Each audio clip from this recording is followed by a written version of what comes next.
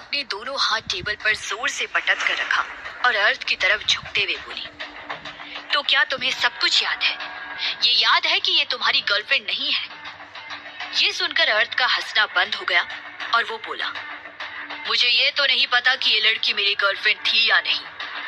अब हो भी सकती है, सबूत तो मेरे सामने है और हो सकता है ब्रेकअप हो गया हो, लेकिन मैं दावे के साथ कह सकता हूँ कि इसके पेट में जो बच्चा है वो मेरा हो ही नहीं सकता। मैं इस चीज पर यकीन नहीं कर सकता। बाकी तुम लोग ही मेरे सामने लड़कियों को लेकर आ रहे हो। ये तुम्हारी गर्लफ्रेंड है, एक को मना कर दिया तो दूसरी ले आए और इस बार तो प्रूफ भी साथ में लेकर आया हो। अब मैं इस चीज को इग्नोर तो नहीं कर सकता। अर्थ एक तीखी नजर अंतरा पर डालता है और बोला, अगर मुझे पता चला ना तुम मेरे साथ गेम खेल रही हो तो भी मैं तुम्हें जान से मार डालूंगा। उसकी धमकी सुनकर अंतरा सहम गई। एक तो अर्थ की वाइफ ने पहले ही उसे किडनैप करके बहुत टॉर्चर किया था और अर्थ जैसे सनकी आदमी को सिर्फ वो पैसों के लिए ही टॉलरेट कर रही थी।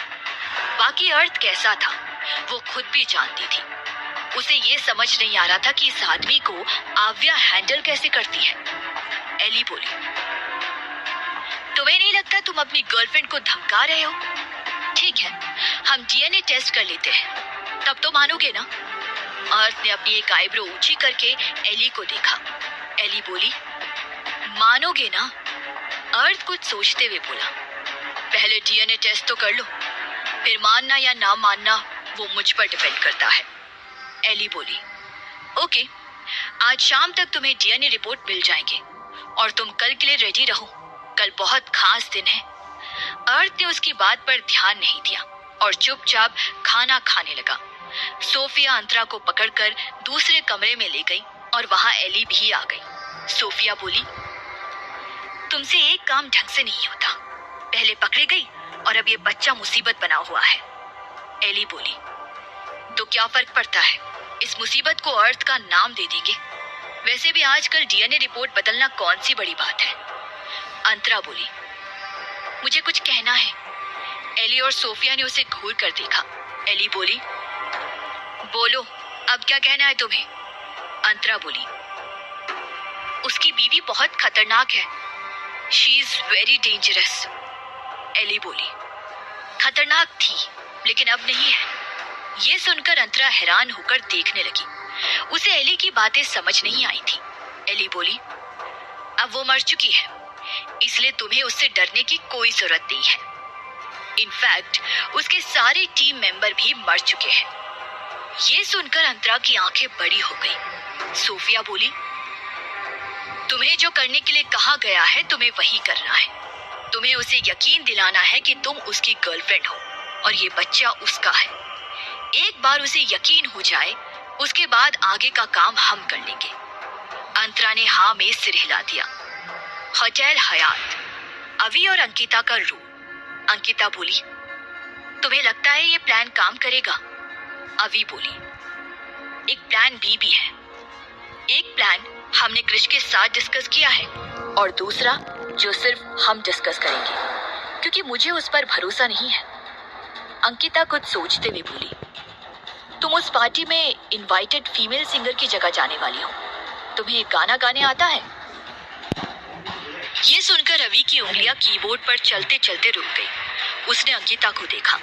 अंकिता बोली, मेरा तो फिर भी ठीक है, मैं वेट्रेस की जगह जा रही हूँ, लेकिन तुम्हें तो गाना गाना है और तुम्हें तो संगीत का स भी नहीं आता। अभी अपना ध्यान लैपटॉप पर करते हुए बोली, इतना टेंशन लेने की कोई जरूरत नहीं है, अभी पूरी रात बाकी है, मैं कोई ना कोई सोल्यूशन निकाल ही लूंगी। अभी को अर्थ पर गुस्सा आ रहा था। उसके चक्कर में उसे क्या क्या करना पड़ रहा था। उसने डिसाइड कर लिया था बस ये आदमी एक बार सही सलामत मिल जाए, उसकी दोनों पैर तोड़ देगी। एलेक्स और क्रिश दोनों अपने अपने सिस्टम में बिजी थे। एलेक्स ने अवी को क्रिश की इंफॉर्मेशन सेंड किया था जिसे अवी देख रही थी। अवी बोली, ये आदमी काम का है लेकिन मुझे इस पर डाउट है।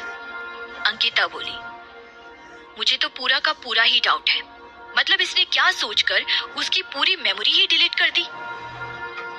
वो भी लैपटॉप स्क्रीन को देखने लगी। सिंग मेंशन, ओमकार जी को ऐसे परेशान देखकर तेज जी बोले, आप इतने परेशान क्यों हो रहे हो? ओमकार जी बोले, आव्या को पता चल गया है कि मैंने एंटीडोट अर्थ को नहीं दिया था। तुम्हें पता है ना मैंने क्यों नहीं दिया था? और अब भी मैं उसे मारना नहीं चाहता। मैं नहीं चाहता कि वो मर जाए, लेकिन अधीजय ने उसकी रिपोर्ट्स दी है। अब वो पहले जैसा नहीं रहा। मुझे पता नहीं था कि बात इतनी बिगड़ जाएगी। अगर पहले पता होता मैं तुरंत ही वो एंटीडोट उसे दे देता। मैं बस उसका भला चाहता था। तेज जी बोले, आई नो आपने ये जानबूझकर नहीं किया था। आप बस अर्थ की भलाई चाहते थे। भले ही एक्सपेरिमेंट गलत था, लेकिन उसकी वजह से अर्थ ठीक हो गया था। और उस टाइम अर्थ पर कोई सिस्टम भी तो दिखाई नहीं दे रहे थे। हमने ये मान लिया था कि वो एक्सपेरिमेंट फेल हो गया है, लेकिन अब ये बहुत बड़ी मुसीबत बन गई है। ओमकार जी बोले, मैं नहीं चाहता कि उसे पूरी दुनिया देखे, बिल्कुल भी नहीं।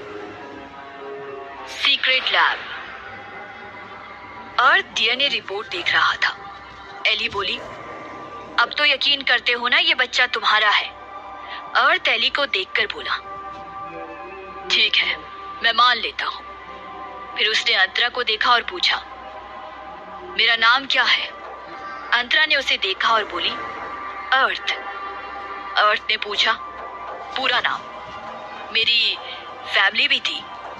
अंतरा बोली, नहीं तुम्हारी कोई फैमिली नहीं थी। अर्थ ने अपने अंगूठे से अपने माथे को सहलाया और बोला, ओके मैं मान लेता हूं। उसने अंतरा के चेहरे को ध्यान से देखा और फिर उसके होठों पर एक बनावटी मुस्कान तैर गई। दूसरे दिन होटल हयात, रात का वक्त। होटल हयात के 3rd फ्लोर पर जहां पार्टी हो रही थी, अवी और अंकिता ही अंदर गए थे। अंकिता जो वेट्रेस बनी थी, वो वहां पर इतने सारे फॉरेनर्स को देखकर लगभग बेहोश होने वाली थी। अंकिता ने अपने चेहरे पर मेकअप कर रखा था, जिससे उसका असली चेहरा पहचान में नहीं आ रहा था। दोनों अंदर तो आ गई थी, लेकिन ना उनके पास कोई डिवाइस था, ना ही कोई हथियार, क्योंकि 3rd फ्लोर के एंट्री गेट में ही चेकिंग हो रही थी। इतने सारे कैमरा और डिवाइसेस थे कि वो कुछ भी लेकर जाते वही पकड़े जाते। वहां जो म्यूजिशियन आए थे, उन्होंने अपने चेहरे पर मास्क लगा रखा था। अवी ने भी अपने चेहरे पर मास्क लगा रखा था। उसने एक ब्लैक कलर का पतले स्ट्रैप का इवनिंग गाउन पहना रखा था। उसका राइट पैर दिखाई दे रहा था, क्योंकि गाउन के राइट साइड घुटने के ऊपर से कट था, जिससे उसके लंबे खूबसूरत पैर दिखाई दे रहे थे। उसने अपने पैरों में ब्लैक कलर की हील्स पहन रखी थी। अंकिता को टेंशन हो रही थी कि पता नहीं अवी क्या गाएगी, लेकिन तभी वो हैरान रह गई। जब अवी ने गाना शुरू किया, वो आंखें फाड़ कर उसे ही देखने लगी। उसे ये चमत्कार समझ नहीं आ रहा था। पार्टी पूरे शबाब पर थी। तभी अंकिता की नजर आव्या मल्होत्रा पर पड़ी, जो बार काउंटर में ड्रिंक पर ड्रिंक किए जा रही थी, पर उसने उसे इग्नोर कर दिया। उन्हें तो बस अर्थ के आने का इंतजार था। बहुत देर हो गई, पर अर्थ का कोई अता पता नहीं था, और अवी गाना गा गा कर अब परेशान हो गई थी। अंकिता मन में बोली, कहीं इस कृष के बच्चे ने हमें बेवकूफ तो नहीं बनाया? यहाँ तो कुछ होने वाला नहीं है। वो खुद बार काउंटर के पास गई और अपने लिए ड्रिंक बनवाया। उसने एक सिप लिया ही था कि पार्टी हॉल का दरवाजा ऊपर हुआ। सबकी नजरें उसी तरफ चली गई। म्यूजिक भी रुक गया। अवी ने भी गाना गाना बंद कर दिया। अंदर 10-15 ब्लैक सूट पहने बॉडीगार्ड्स अंदर आए, और उसके बाद सोफिया और एली, जिन्होंने ब्लैक रंग के इवनिंग गाउन्स पहन रखे थे। अवी की नजर एली पर पड़ी। अवी धीरे से बुदबुदाई, कमीनी अभी तक जिंदा है, मरी नहीं। और उनके पीछे अर्थ आया, जिसने ब्लैक कलर का टक्सिडो पहन रखा था। लेकिन अवी की नजरें छोटी हो गई, क्योंकि अर्थ की बाजू पकड़कर अंतरा खड़ी थी। उसने एक खूबसूरत सा ब्लैक कलर का गाउन पहन रखा था। अवी ने कसकर माइक को पकड़ लिया। उसे गुस्सा आ रहा था। अंकिता आंखें बड़ी करके अर्थ और अंतरा को देखने लगी। उसने जल्दी से ग्लास नीचे रख दिया और वापस से अपने काम में लग गई। दोनों अंदर आए। सोफिया और एली अर्थ को अपने साथ एक प्राइवेट रूम के अंदर ले गए। उसके साथ ही जितने भी फॉरेनर्स आए थे, वो भी उसी कमरे में एक एक करके जाने लगे। अंतरा वहीं पार्टी एंजॉय करने लगी।